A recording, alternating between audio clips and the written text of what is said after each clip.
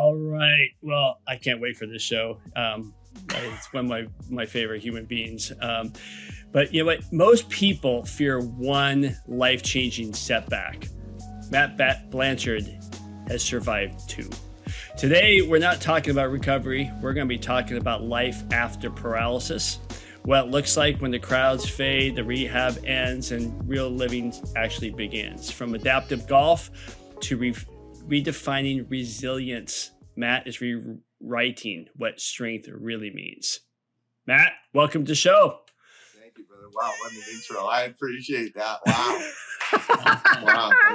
I'd stand up and give you a standing ovation for that. You know what I mean? Well, when I got a motivational speaker on our guests, I got to motivate and come right out of the blocks hitting. So, you're going to be my new intro guy. As I coming out to the music, you just got them going, man. You got them going. And I swear to God, if you stand up, I will just fall over. So it's all good. Hey, let's get going. You rebuilt your life twice after paralysis. And for those who want to hear that story, he's been on before. We love to have you listen to the past show. But what part of the identity had to die each time? And what was reborn that surprised even you? Oh, the ego, man. The ego death. Oh, my gosh. That's probably the biggest thing. And I'm still battling the ego. The ego for me, a lot of things, especially when I first got hurt, were negative. Like, hey, you're in a wheelchair now. Hey, you're supposed to conform to this life that society has built for you. Like front row chill parking and not waiting in line at Disneyland and those kind of things. But especially for new people who are newly injured, you get on this. It's offered to you the disability from the government, and it's not enough to live, but it's just enough to keep you in that rat hole, in that race. So overcoming that, what am I going to do with my life? Lost my company, my electrical company, filed bankruptcy, decided I'm going to go back to school and become a doctor, a physician, get accepted to med school after what it took me 6 years to get my undergrad done. And I'm sure there are other people listening right now that took 6 years as well. And I'm just that guy, I'm relentless. If I fail, I see failure as opportunity. And the truth of it is this. So you're an able-bodied individual, and I'm an athlete, and I'm running marathons. Truly, I'm doing anything that an athlete would do.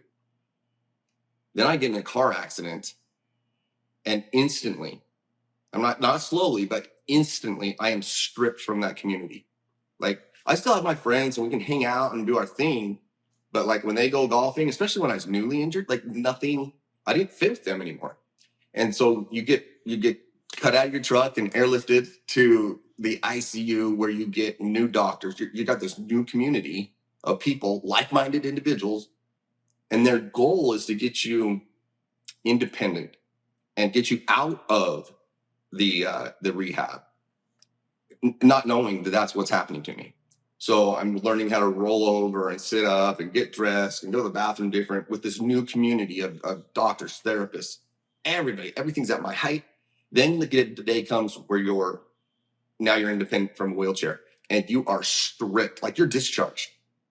You're stripped from that community again for the second time. For me, it was within 4 months. So I'm stripped from one community, boom, I'm put into another. And then I get independent in a chair. I'm stripped from that community and I'm sent home to deal with paralysis with my wife and my kids and to try to navigate this new life of paralysis alone. And I'm a badass, you guys, straight up. And I came home and I didn't want to do it. And I got my shower and I had my gun. And the only thing that stopped me was my youngest son would have come home from elementary school and he would have been the one that found me.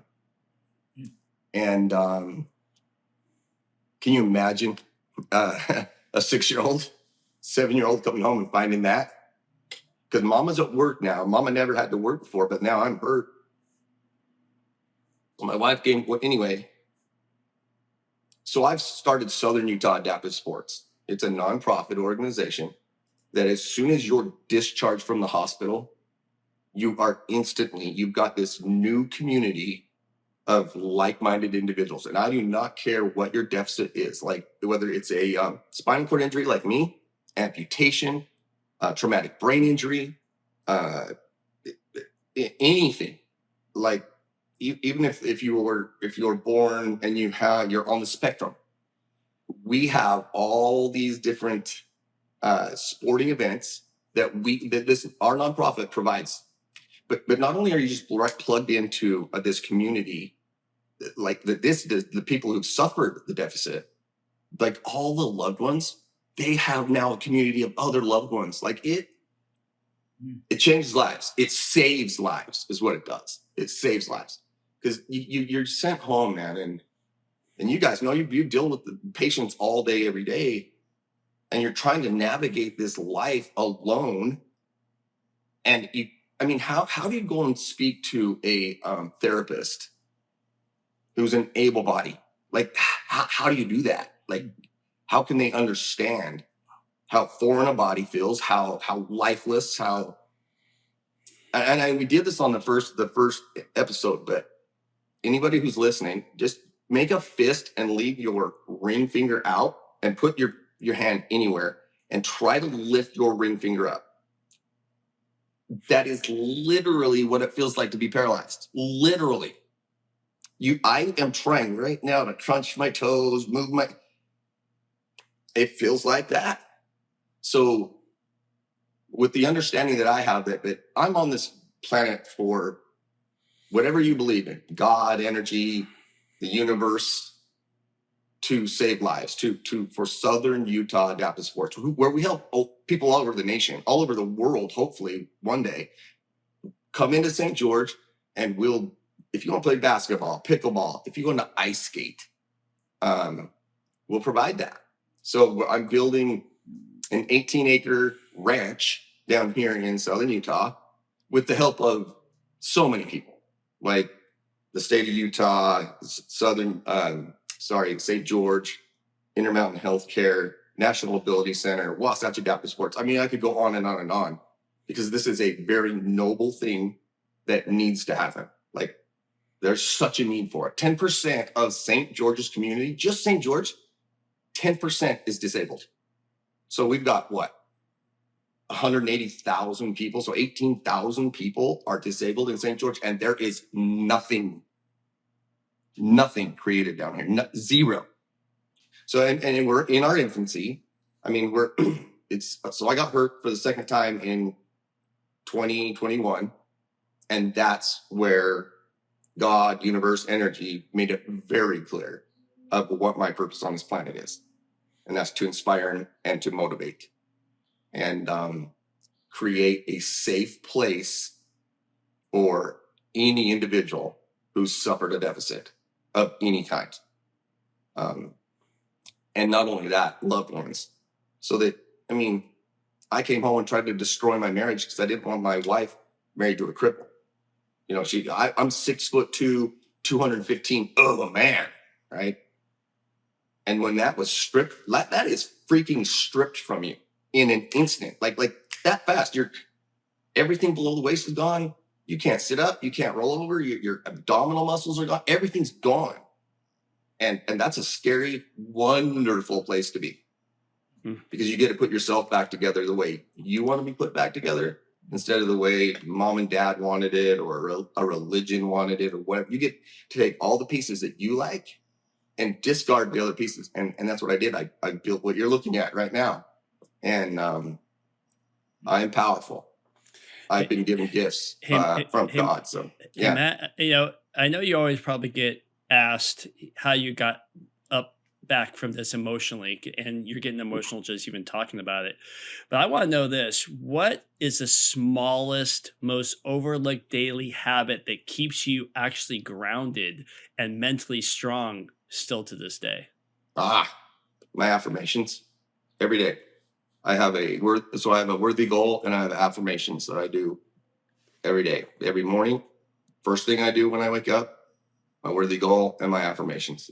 At night, I'll shut off the TV, and the last thing that goes through my head is my affirmations and my worthy goal. And then my subconscious goes to work on that all night long. So 95% of our day is controlled by our subconscious. There's only 5% of our day that we are actually making decisions. Like think about jumping in the shower. I wash this armpit first and then this one every single time. I brush my teeth with my right hand and I start in the front. I mean, all subconscious stuff. Very few decisions are conscious decisions that we make. So I go to work on my subconscious and I tell myself things that I'm working on, but I talk about them as if I've already accomplished them. So for example, I am the best father on the planet. I am the best husband on the planet. I am powerful beyond measure. I am unstoppable. I am relentless. I am life. I am love. I am a light in a dark place. And I tell myself this stuff all day. And because I'm throwing positivity out into the universe, I am bombarded with positivity every day. I mean, look at this, what's happening today. I'm on a podcast with two of my boys. And I mean, I can't lose. Like, how can I lose? I can't lose. So I tell myself this all day, every day. And here's another thing too. We talked about this on the last podcast is right now, everybody listening is batting 1,000. Good job. For real. Good job. All the bullshit that you've had to deal with in the past, today, you've taken care of it. So the bullshit that you're worried about right now, your future self already taken care of it. So if you trust yourself, the bullshit that you're going through right now, whatever that is, because we all have I'll have our wheelchairs. You've already taken care of it, and I take joy, and it brings me peace, and it keeps me present, knowing I'm a badass. I do hard things, and my future self has already taken care of what I'm worried about today. So let's start thinking positive. Let's do our affirmations. And if you tell yourself something enough, you believe it.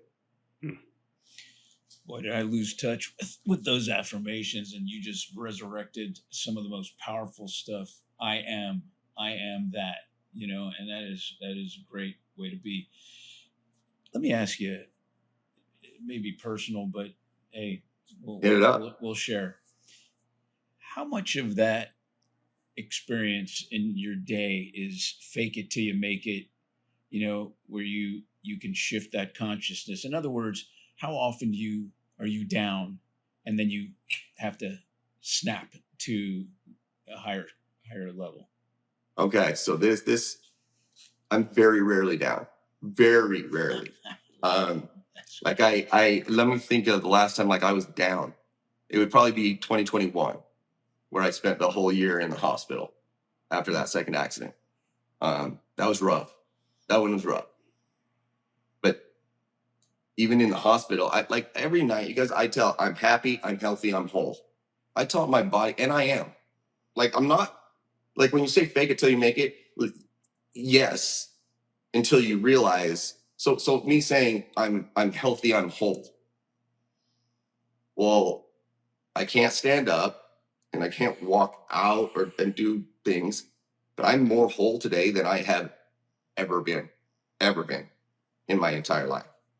So what does that definition of whole to you mean? What is that? I am a better husband. I am an amazing father. So when I say I need to work on being a better husband. My wife has gone through everything I've gone through and more. I mean, she kept the family together. She paid the bills while I was focused. So when I say I am the best husband on the planet, I mean, especially with you two, you could call me out on my bullshit and say, come on now. And that would sting, right? Because it's true.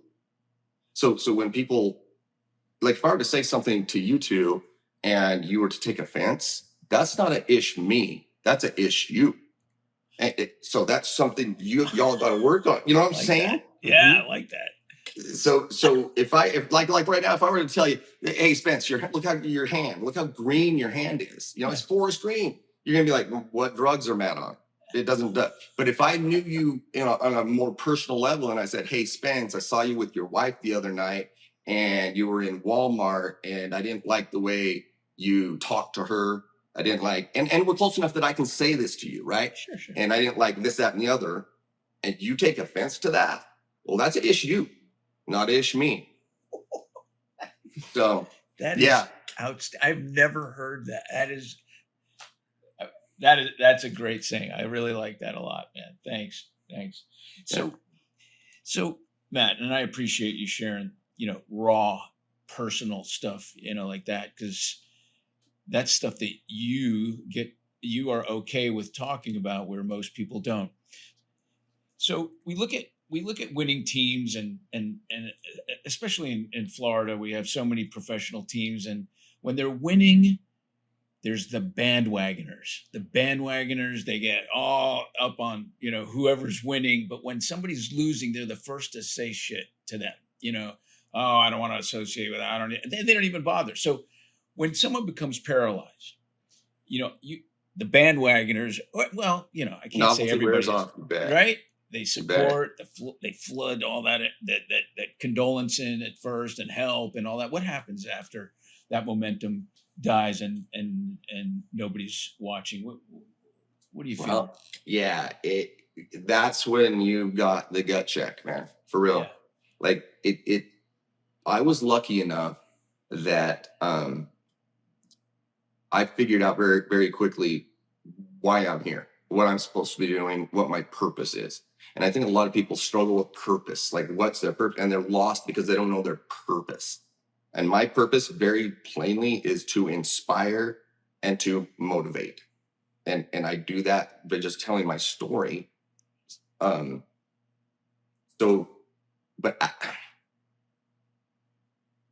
This is something. I have a community around me. I have my friends. I have people that I still talk to from elementary school that they show up without me calling. Like, that's what kind of people I'm around. Like if I'm having a bad day or whatever, for whatever reason, Terry will text me. Kid you not. And he doesn't even know this. Terry will text me, even though he's just thinking about me. And instantly I'm like, okay, I've got one person that I've made it. My guy that I've made a difference in. How many others? And you find purpose in pain. I have found joy on the other side of pain. And so when I got hurt, joy was stripped. Like, I still laugh at jokes and things like that, but joy in life had been stripped away. I didn't find joy in anything.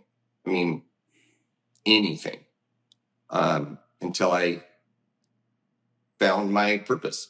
And I've been lucky enough that I've been surrounded by people who love me, man. Like, through even all my bullshit, they still love me. And I have never felt alone, like, ever. I felt selfish, especially in that moment.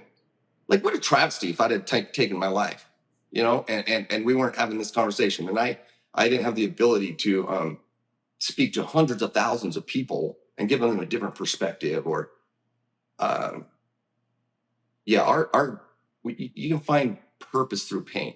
Like, if you're going through pain right now, and whatever it is, maybe that's your purpose, man. Maybe you can figure out, okay, this is how I dealt with my pain, and now it's giving me purpose to help others through their pain. And that's me. That's me. So whatever anybody's going through, you guys are doing a podcast, for hell's sakes.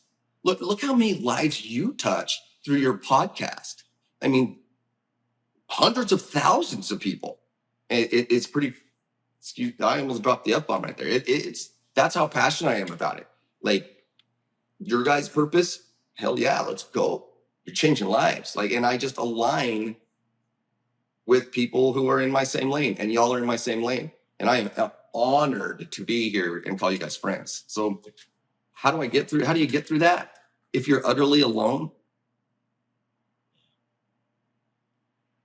first you roll over. And if that's all you can do today, then just roll over, get to the other side. And then you sit up and then get outside and get some sun on your face. Stop making it about you. Like, stop making your bullshit about you. Because now you're tunneled alone, thinking about your bullshit and feeling more and more alone. Go talk to your neighbor. Go see what your neighbor's going through. We got Thanksgiving coming up. We got all the holidays coming up. There's so many people struggling, and they get their pride get in the way. But talk to somebody. It's not about you. It's not about even me. It's about this podcast. It's about being present. That's how I get over my bullshit. And very quickly, I can say, okay, you're in self-pity. What the hell? Is this serving you? It's not serving you. So go out and find out what other people are going through. Just talk to them. And you'll feel so much better. Swear to God, you will feel better instantly. The other thing I do is 3 things I'm grateful for. So if I'm in my bullshit and I don't like it when I'm in my bullshit, and my wife will look right at me and says, what are 3 things you're grateful for? And instantly. So I'm obviously grateful for my wife, but I'm grateful for air in my lungs. I'm grateful that I can hug my kids, my granddaughter. And I mean, I could go on and on and on. But gratitude and resentment are what they cannot reside in the same place. So if you're bitter, angry, upset, whatever, well, then what are you grateful for? And that will literally, try it right now. Anybody listening? If you're in a pissed off, bad mood, and I know that's a hard one to get out of, 3 things you're grateful for and give your energy to it. I'm grateful for my wife. Oh my God, I've had the same girlfriend since I was 15 years old. She's the mother of my children. She takes care of me through paralysis. Feel it. I'm grateful for the air in my lungs. I know so many people who are on ventilators, and they're going to be on ventilators the rest of their life. I'm grateful that I'm grateful for the sun. I mean, and feel it. So 3 things you're grateful for, it's going to pull you out of your bullshit. You might go right back into your bullshit, but you got to practice that. And live in gratitude. Growing up, were you always what appears to be a diehard optimist, or are you now a diehard optimist? I am now a diehard optimist. But growing up, and we haven't talked about this, growing up was rough. It was hard. My parents got divorced when I was 10 years old. And then my dad had so many wives, truly, I never met them all. My mom, in and out of marriages. I was a very angry, bitter kid growing up, like an angry kid. And so I got into wrestling because then I can inflict pain on somebody else and it'd be okay. And I wouldn't get in trouble for fighting. I was that kid. And then wrestling taught me so much about myself because I had a great coach, great mentor. And it kind of taught me that I can do hard things. Like I can do really freaking hard things. Wrestling's hard, especially cutting weight, and then getting your ass beat by whoever. There's no one to blame in wrestling. So that taught me a lot about myself. My parents' divorces taught me a lot. And there were times in high school where I didn't have a place to go. I went to bed hungry.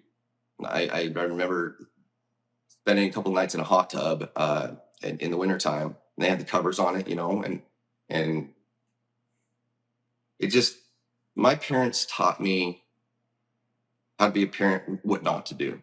A lot of that. I mean, I love my parents, but they didn't show up, man. Like they didn't show up. And so I always show up because I never want my kids to feel what that's like. And I don't want my kids going to bed hungry or my kids not knowing where to go. I learned a lot growing up. So I don't know that it's positive, but I was in survival mode a lot growing up.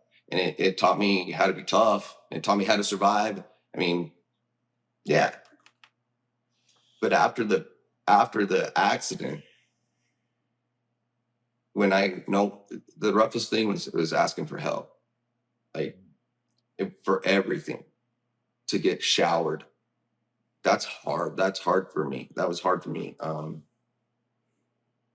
Especially, not being a man anymore. And I'm more of a man today than I've ever been.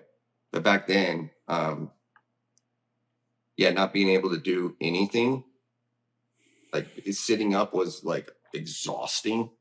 I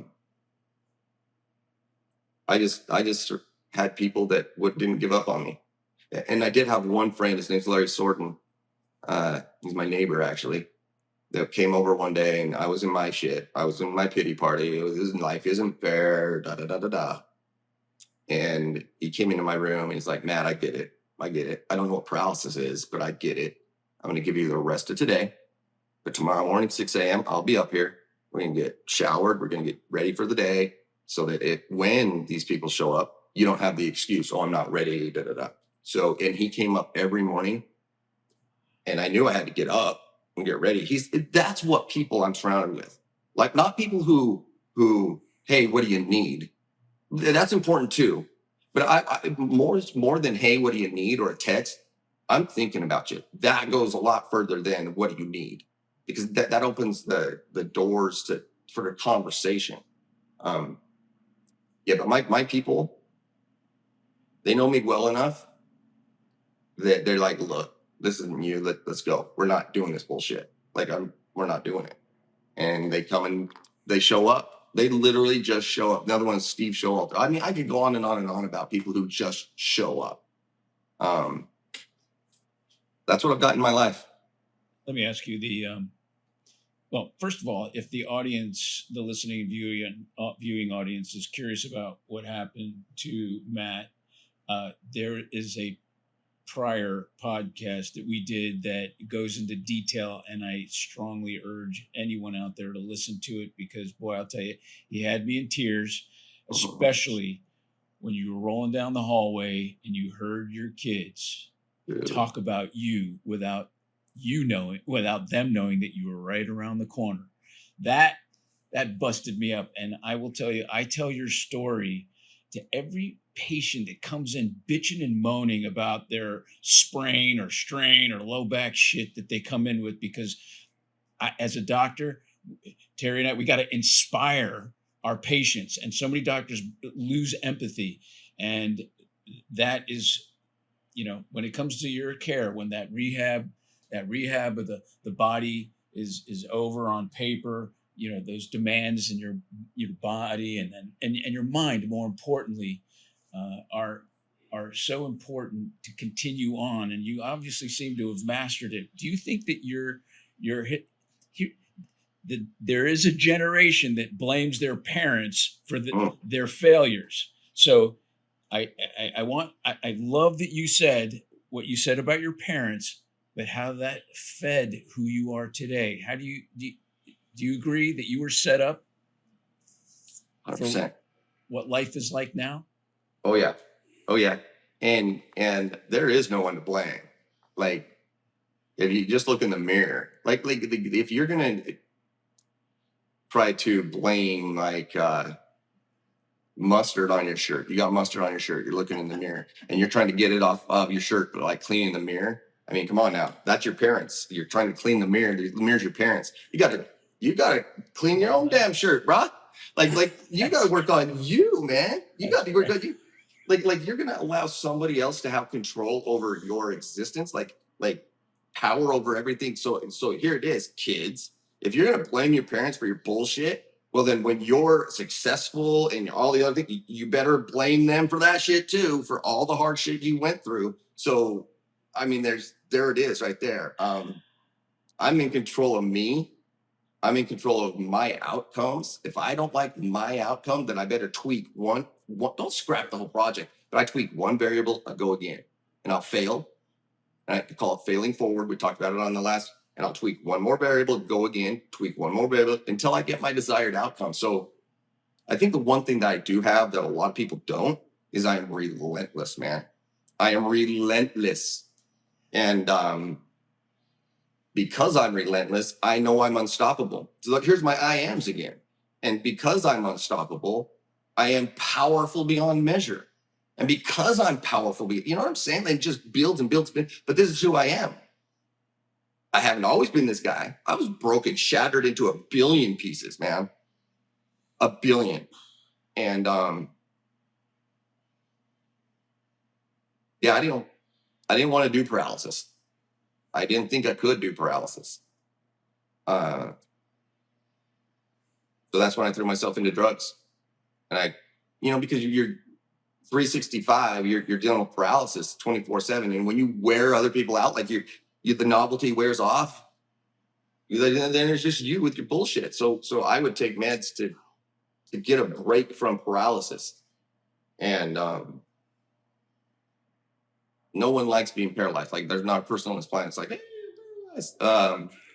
And so those breaks just got longer and longer and longer with more oxys and more meds until it became a very big problem. So, but then again, the people I surrounded myself with, my family, my friends, my close friends, they're like, nah, we're getting off this shit. And I did that twice. Oh, yeah, you guys got to go listen to the first episode. It's something else. Yeah. But yeah, I can't lose, bro. Like, my mindset, I was such a powerful mindset that I built.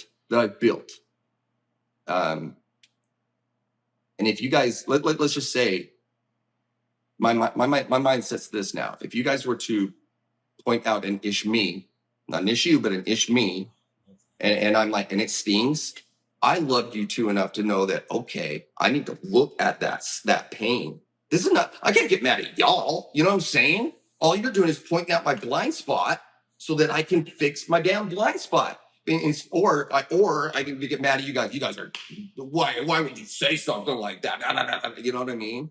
So I get to look at my ish me's by my friends pointing out my blind spots so that it's no longer an issue. You know what I'm saying? So if somebody says something to you and it stings, that's an issue.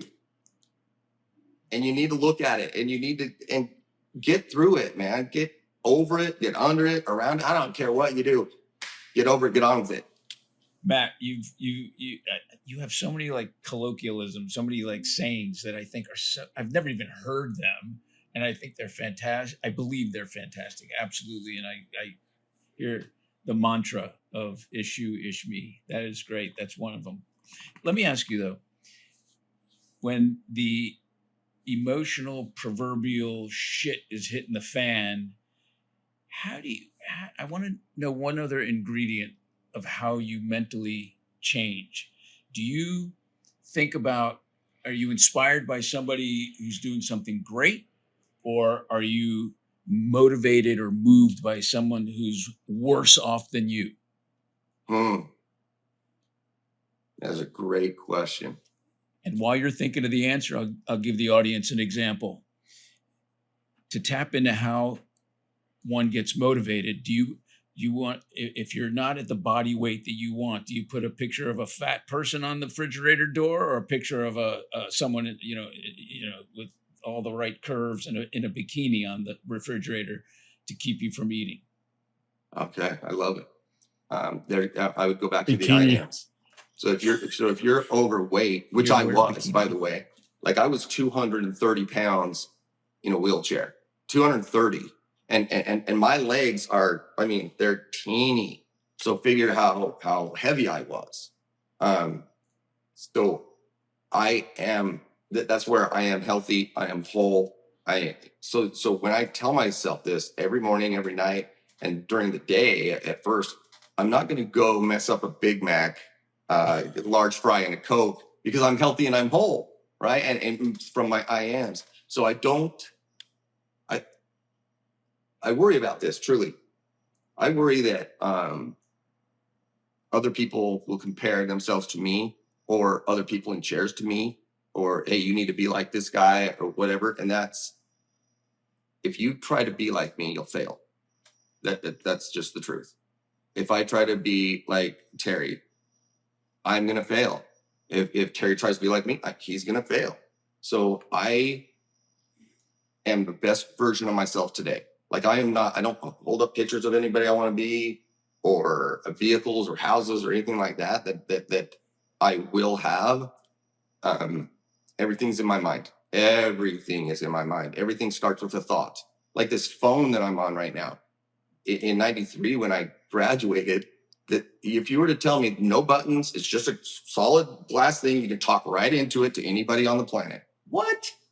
That's impossible. That's impossible, man. So if you got an impossible goal, and let's just go back to the weight, and you're heavier than you've ever been in your life, and you think it's impossible, awesome. You're onto something. You're onto an impossible thing. I do impossible things, man. And I start with, because I am. So I would start telling yourself, I am in the best shape of my life. And if you continue to tell yourself that, you can't go to the refrigerator and eat shit. You can't. Because you just told yourself, I am in the best shape of my life. I am in the best shape of my life. I am in the best. And you tell yourself thousands of times a day, guess what? You're going to stop eating shit. You're going to. Your subconscious is going to say, wait a minute, time out. If I'm in the best shape of my life, then I can't have the fries. I can't have the Coke. I need water. I need whatever to put into this vessel. So yeah, if you're at your rock bottom, such an amazing place to be. It sucks to be there, and it's amazing. Start with your I ams. So it's the most powerful thing you can say on the planet, for real.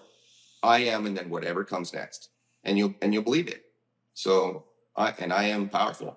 I can tell you lots of I ams. So for you too, I would start saying your I ams as well. Like, I am the most powerful podcaster on the planet. Because of my podcast, I reach hundreds of million people. I am the light in the dark place. Because you guys are. So I would challenge y'all to do your I ams as well. And I would love for you to share your I ams with me. I will share my I ams with you. And by doing that, and I'll share my worthy goal with y'all too. And by doing that, that just keeps me more accountable. Because now Spence and Terry know what my worthy goal is. They know my I am statements. And what if they call me out on it? Not out of fear, but I better be on point. I better not be bullshitting people. Better not be a fraud. The most powerful emotion on the planet, the most powerful emotion on the planet is authenticity. More power than love, and people try to be other people, or try to, like, if Terry tries being, he's going to fail. If I try to be Terry, I'm going to fail. My goal is to be the best Matt Blanchard that I can be today, because I'm already perfect. I'm perfect in my failures. I'm perfect in my successes. I'm perfect, man. So if I try to be anyone other than me, I will fail. So authenticity, be the goofy, like Terry's goofy. Let's just say, let's call it like it is. And I'm drawn to him because of your authenticity, bro. You're not a fake. It's a real thing. Like in his text message, like what you guys hear with Terry, that's who that guy is, man. He's a stud. He's weird. He's funny. He's goofy. He says inappropriate things. Like, that's Terry, man. And I'm drawn to his authenticity. I am. So be you. Just everybody be you. Be the goofy, weird, strange, funny, whatever and let your energy, your authenticity draw your people to you. And I'll tell you what, instead of if I try to be Terry, I'm going to draw Terry's people to me. And I might not align with Terry's people or Spencer's people. But if I just be me, I'm surrounded by people who dig me, man.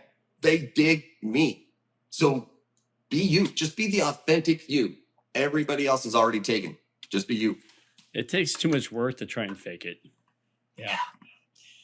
Hey, Matt, there's a point where I understand you've been to, over the years, different healthcare providers that they still get it wrong about long-term physical realities of paralysis, and especially the mental load that it bears on you. What can you say about those healthcare providers? Now, I'm taking this conversation out of you and into people that should be inspiring you. and helping you heal. And it always starts from the neck up. So Yeah. what do they misunderstand about mental load? And if you could give some examples of people that are rock stars in the healthcare world in your life. Well, let's just start with Jeff Magnhausen, right? I butchered that, but I had dinner with him 2 nights ago. Wow. And he's changing healthcare. That guy is a unique individual that is a Navy SEAL who is relentless, who is powerful. I mean, we talked about IAMs with him as well, and that guy is on point. Yeah. So Jeff, thank you. And the best experience I've ever had in healthcare was at Montrose Hospital. What? Give me some juice, man. There you go. The difference? Hey, so all you physicians listening, all you guys, Jeff treated a human, not a patient. They treat a human. So instead of coming in and following protocol of what a patient needs in this situation, they come in and hey, what's your favorite food? What's your favorite color? What's your favorite sport? And they start asking these questions because they're treating a human now, and they mix in all the medical questions as well. But then now when they come in, oh yeah, my son loves the Chicago Bears. Yeah, 85 Bears. That's Matt Blanchard. Walter Payton, best. And now you're treating a patient. I'm sorry, a human, not a patient. And Jeff gets it. Dr. Stephen Clark here in Intermountain Healthcare, he is going to change. You mark my words. And we need to have him on your podcast, but he will change healthcare over the nation. So he's in charge of Intermountain's preventative care. So rather than being reactive, being proactive. And he's been my physician since day one. And I believe I was his first spinal cord injury. And in the beginning, I would not understanding healthcare. Think of me coming in, you're my physician and I'm your patient. I'm newly injured as a spinal cord injury. And I would go into his office and he would listen for over an hour. I had no idea that I was backing up a week of patients for him because he always made me feel like and he does this still to this day. If you're in front of Dr. Stephen Clark, you are the most important thing in his life at that moment. That's the way all of his patients speak of him, that they feel like they're the most important and his best friend. I'll call in for an appointment. No, I'm his best friend. I'm his best patient. Yeah, we get that with all of our patients, right? He's that guy. He just really is. So, hey, Matt, I want to interrupt for a second because you're saying something that I adapted 1.5 years ago, and I would like to get the word out. I stopped seeing patients almost 2 years ago, and patients would people call up and go, "Are you taking new patients?" I go, "No," and I started calling my patients my village, and I will add people to my village. But I stopped referring them as patients. I don't call them patients. I call them my village. I invite people to my village. And I'm trying to change the whole how a doctor view the people walking the door. And what you're saying, as a patient you're saying that resonate with you too. So I hope doctors out there stop looking at people as patients and refer them as patients, but refer them as human beings or part of their village. 100%. And kudos to you, bro, because a patient has a problem. I mean, a patient is there, something, but a human, like a person is navigating something with. Now you've created this community, this village where I can go talk to my other members of this community and this village, not my other patients or something. It's just, yeah. So that's the number one thing. Number two, and it goes hand in hand, is the CNAs, the nurses, everybody. They've done this 1 billion times. Think about how long you guys have been practicing. You have adjusted, you've done 1 billion times. But that person, that human, not the patient, they're going through that for the first time ever. When I had, when I when I was 30, newly hurt, and had an accident. As a 30-year-old man, that is demoralizing. That is so shameful. That is unacceptable. And then the CNAs or the nurse will come in and they clean you up, and they do it so nonchalantly, and they're just carrying on with their conversation of what, at least this is what happened with me, of going to the club over that weekend. And it was two really cute CNAs, man, rolling me over and cleaning up my whole back because I had shit everywhere. Let's just be honest. And they've done that a million times. They've probably done it a million times since, but that was my first time. That was my first time. So I would counsel reverence, especially in something like that. Oh my gosh. Yeah. You're a part of, especially in an acute rehab, you are a part of everybody's firsts again. Like the first time getting dressed by yourself, the first time going to the bathroom by yourself, all these firsts. And you create this bond because it's so intimate with CNAs and the whole team. So I would just say, look, be reverent, and you're treating a human, not a freaking patient, not a patient. So, all right, we are going to shift into something way cool: adaptive golf. I love adaptive golf. How in the hell are you playing golf? So the way it all happened is I was just traveling down the road. I was a golfer before I got hurt. In fact, we were on a golf trip. It was my boys' bachelor party, and literally me and all of my friends, 30 of us, went down to Mesquite. And anyway, good golfer, great golfer. Then I got in my accident. Didn't think I'd ever golf again, man. And I didn't golf for 15 years. Yeah, and then I'm driving down the road, and I just see this guy in this weird machine out on the golf course just from the highway. And so I go get in the parking lot, and I just wheeled out, dude. I mobbed out to this guy, and we talked, and he was so cool. He was from Canada. And he's like, look, I'll be done with my round in a minute. You're welcome to take this. I'm like, are you kidding me? So he gave me some lessons in it. This is how it works. And I'm hooked. I'm hooked. So these machines are called verticats, and they'll take you to a stand. They mob as fast as a golf cart does. Everywhere I go, people want to know, what the hell is that? What's going on?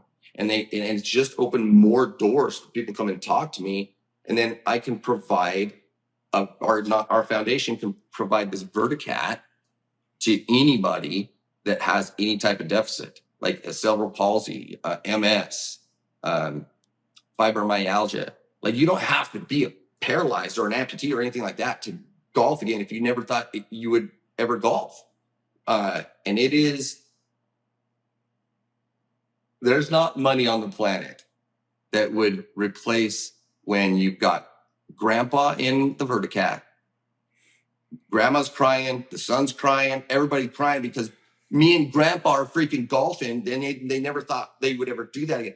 That's what I get to experience daily.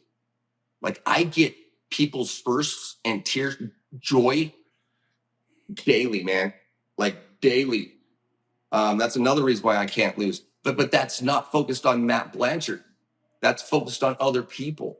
And if we can do that, I swear to God, your life will be amazing.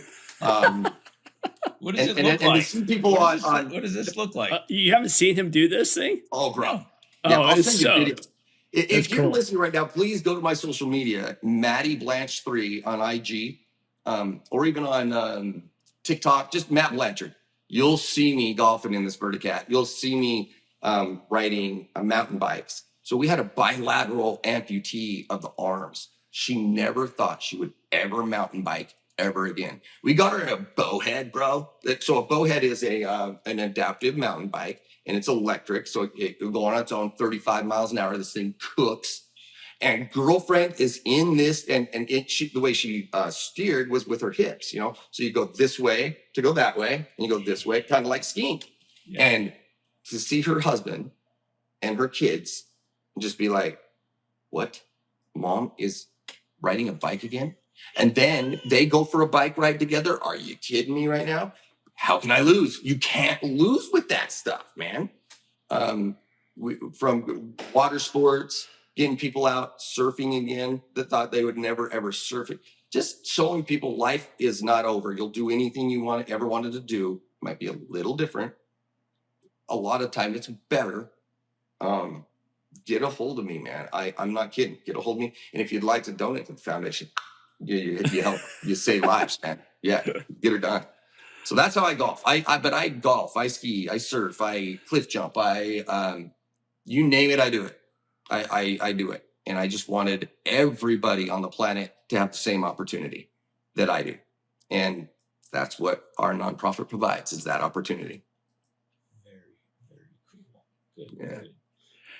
All right. So if every healthy, fully mobile athlete had to live one single day in your body, what perspective do you think they finally understand about training, gratitude, and physical mastery?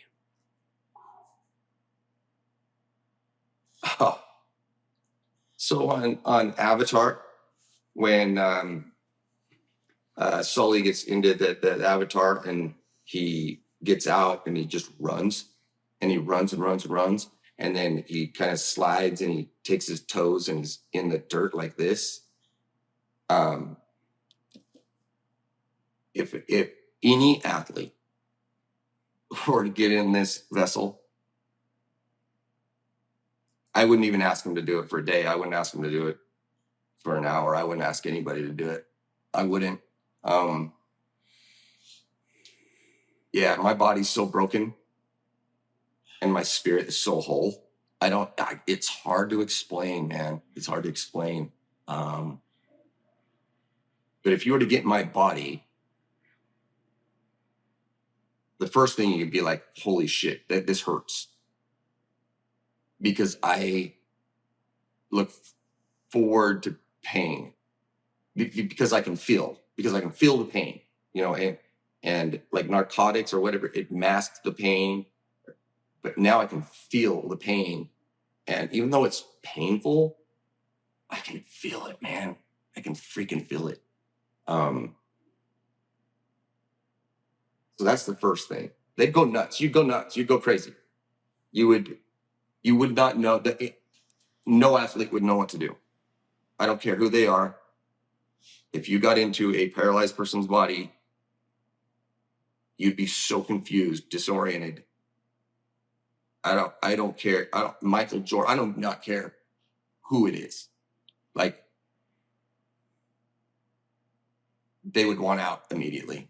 Like, no offense to anybody able-bodied, and I would never wish it on anybody. You can't do this. No. Unless it's forced upon you. Like anybody, Michael Jordan comes in my door and I get a trade with Michael Jordan and we put a timer on it. Because he knows there's an end to it. And I know I got to go back to that thing. Yeah, there's no way. It sucks. It's the worst, most wonderful thing that's ever happened to me.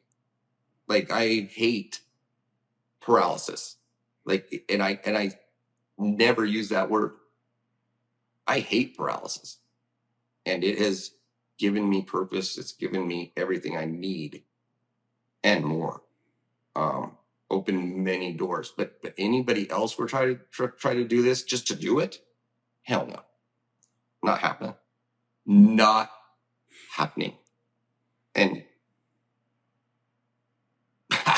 let's just get real quick. Oh, I don't even have one. Oh, hold on. Give me 2 seconds. It's right here. Yeah. So I go to the bathroom with this thing. So this is a catheter, a straight cath. And I have to put that in my urethra and all the way up to my bladder. Any able, no, you're not signing up for this. It sucks. It's horrible. And it's the most wonderful thing ever, man. I know it doesn't make sense. Wow. But it is what it is. And I've been given what I've been given, and it's a blessing. And it's a cliche, but true. You're given lemons, make lemonade, damn it. Just freaking make lemonade.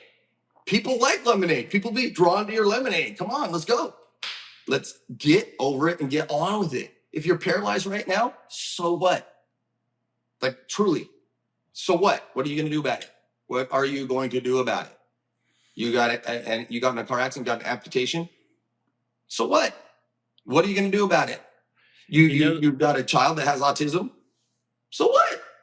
What are you going to do about it? You're going to plug them into Southern Utah Adaptive Sports with other kids that are autistic so that we can go out and ride horses. Are you shitting me right now? You're not alone. Let's freaking go. Like, that's just me, man. Like, I just want to change the world. You know, I have a very small goal to change the world. Well, I think you're doing it. And it's kind of funny that when I'm listening to you and I asked you that question about the body, you know, because what's drawn to me to you is your mind and your enthusiasm, which is not your body. It's your consciousness, which is out in the air, and there's all that kind of stuff. That's what's drawn to me to you. And I always think of Stephen Hawkins. Here's a body just sat there, it didn't even move, and yet look how many people were drawn to his mind, his thought process, and his body was but and then we look at social media and people are so drawn to what's really not important, these bodies, when in reality it's the heart and the spirit. You know, looking at that golf, when I saw that you play golf, and you're pardon my French, but you're fucking hitting it better than I do, and I'm like, good God, you know, the guy's in the chair and he still crushes it, and I hate this game.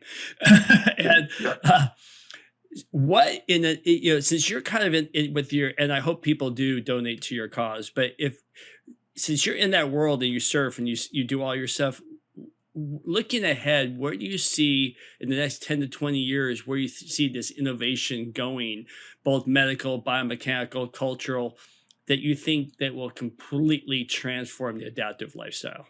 Oh yeah. It's going to give hope to a hopeless situation. It already does. So in 20 years, Southern Utah Adaptive Sports will be nationwide. It will be the largest adaptive nonprofit on the planet. St. George will be the Mecca for that. Black Desert, who already hosts the PGA Tour and the LPGA Tour, will host the Adaptive Tour, the U.S. Open Adaptive Tour. And I'm telling you, we will have, like the Red Bull Rampage, that we'll have an adaptive part of the Red Bull Rampage. We're going to infect millions of lives. Mm. And in 20 years, let's hypothetically say in 20 years, this vessel is gone. Okay. Not me, but this vessel is done doing its thing. Well, Southern Utah Adaptive Sports I'll live forever, you guys. I will be helping people long after this vessel's gone. Like, I will live forever. I will change lives forever. So there's my selfishness in it, is that I will live forever. I will change lives forever through our nonprofit. So that in 20 years, 30 years, 40 years, 50 years, 150 years, we'll still be helping people golf for the first time ever, man. And all over the nation, they will know, okay, look, we've got like-minded individuals. You're going to be discharged today. Here you go. We're plugging you into this community, this village, and boom, let's go. You know, because now you can come talk to me, and I'll go back to the days of acute rehab, which you're lost. You don't know. You're broken. You don't know anything, and you're scared of everything. And you have people that will help you navigate paralysis. You don't have to do it on your own. You've got accountability partners that show up every day. Hey, and so that the day that you want to get in the shower and not want to do it anymore, you've got Matt Blanchard who doesn't wait for, you're not sending a text, hey, Matt, I'm going to get in the shower today because da-da-da-da. He actually shows up. Yo, did you do your IMs this morning? What's changed in your life? How? Yeah, that changes shit immediately. So, yeah, that's where we're at in 20, 30 years, 40 years, 50 years, whatever it is. We're part of the PGA Tour. We're part of Red Bull Rampage. We're whatever it is. We will be the largest adaptive nonprofit on the planet. Love it. Terry, we're going into rapid fire questions. Do we have time? Yeah, let's do it. All right, let's go. All right, you remember rapid fire questions. Yes, sir. These are 5 questions. Answer them brief. But I'll tell you, it's all about you, baby. Ready? All right, let's go. All right. I understand you have some wheelchair dance moves. What song guarantees you to rock and roll in that chair? And what does that groove sound like in your headspace right now? Gosh. Turn down for what? For sure. You know what I'm saying?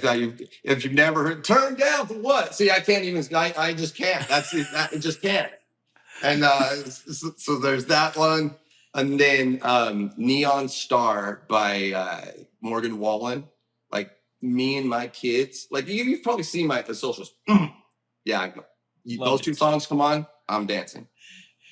Terry, you got me listening to Burn It Down every morning now before the gym. I love it. All right. Love it. So, all right, Matt, on the course, what single gear tweak to that thing you call a verticat that you set up? What unlocked the biggest gain for you this year and why?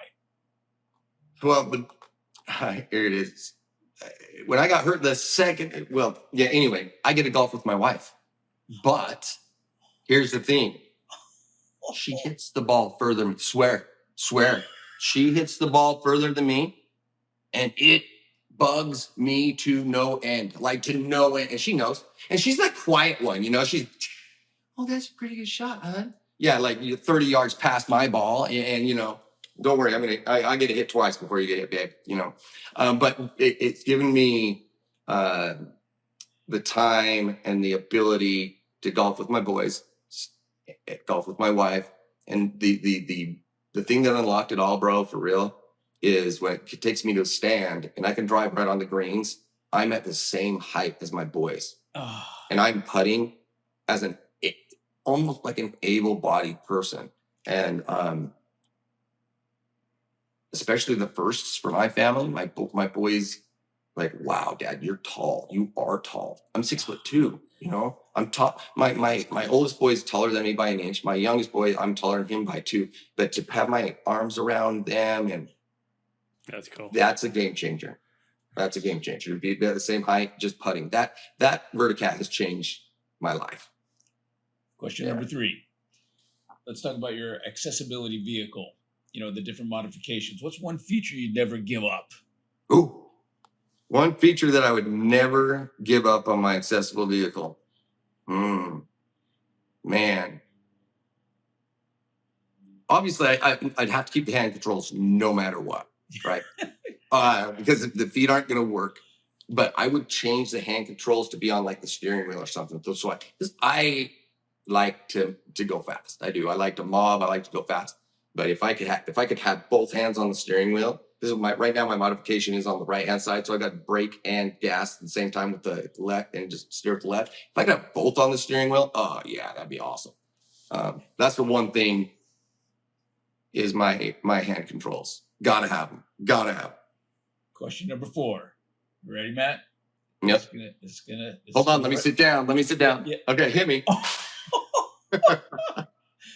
This will resonate real clear for you since you're a motivational speaker. If you were an adjunct professor teaching Life After Impact 101, what's the one assignment you'd give a healthy, fully mobile student that would guarantee they leave the semester changed forever? Ooh, stay present. Anxiety is worrying about the test to come or whatever you've got in the future. You're going to cause anxiety. Don't worry about the past. It happened. That's where depression is. So leave the past where the past. Learn from it. Get over it. Get on with it. But stay present. And we practice the 7 P's at my house. So the 7 P's are this: proper prior planning prevents piss poor performance. And my kids, if they did not perform well, or myself, if I didn't perform well at whatever, that's because I didn't properly plan. I didn't prepare. So the 7 P's in my house: proper prior planning prevents piss poor performance. And if you perform poorly, that's on you. That's an ish you, not an ish me. Love it. Terry, we really gotta list all these cool things that he Right. said in our show notes. But all right, last but never least, what's one belief you held 5 years ago that you now realize was completely wrong, not about adversity, but about people, relationships, or the way you show up in the world? That it's not about you. That's the biggest one, man. I used to think that everybody was there for me. Everybody's in my therapies, in my life, whatever. And then the novelty wears off and everybody has to go back to life. Absolutely. I mean, they have to go back to doing their thing, and you realize, holy shit, I'm stuck here with paralysis. And my friends are golfing again, and they're doing their thing. That if you can get out of your own head and realize, okay, how can I help somebody else today in any way, shape, or form? That will unlock things. So the number one thing that I have learned, the number one thing is it's not about me. It's about us. And if we can figure out how to help us, our village, our community, then we're on to something. But if you're internal and you're nugget and you think it's all about you and life is happening to you instead of life is happening for you, so get out of that mindset. Life is not happening to you. Life happens to victims. And I know there are people going through some hellacious shit. They're saying, well, you didn't just lose a son. You didn't lose it, and that would be something. And I'm not discounting that at all. But life is happening for you, not to you.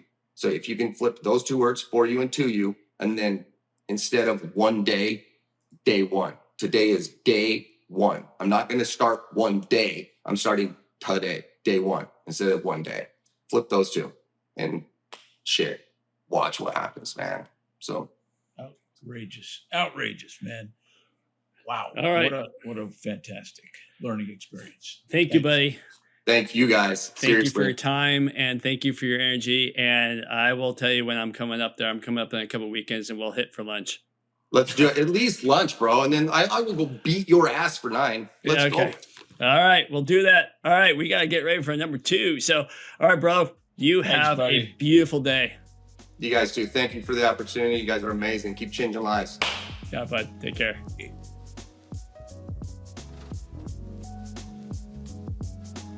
Thank you for listening to today's episode of the Crackin Backs podcast.